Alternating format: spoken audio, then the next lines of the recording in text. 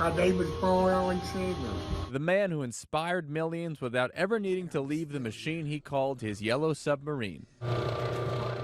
Paul Alexander, who was diagnosed with polio at age 6 and became an international symbol of survival, passed away this week at 78 years old.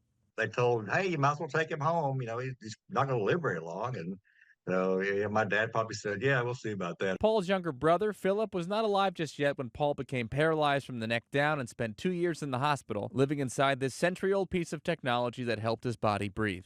Dialogue is home. The Dallas native accomplished so much with his life. He graduated from law school at the University of Texas, practiced law for 3 decades, and then eventually wrote his memoir, 3 Minutes for a Dog, while pushing individual keys with a pen in his mouth. That's his pride and joy, is that book, That title refers to how Paul was taught to breathe outside of the lung with a special technique. When he got to 3 minutes at around 8 years old, his parents rewarded him with a bulldog. Live in an iron lung. And as you saw earlier, Paul joined TikTok this past January and immediately became a viral sensation. This first video reached nearly 60 million views. Did he know that he became world famous again with the new generation?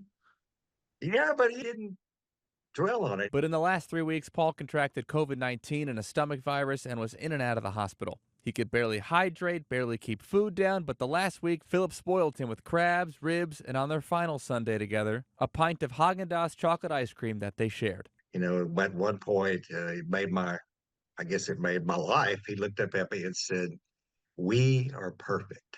Paul passed away the following morning, a hero and an inspiration to millions. You adapt and you learn to do what you need to do to accomplish your goals and your dreams. In the past year, Guinness World Records also named Paul the longest surviving iron lung patient in the world. In New York for ABC News, I'm Danny New.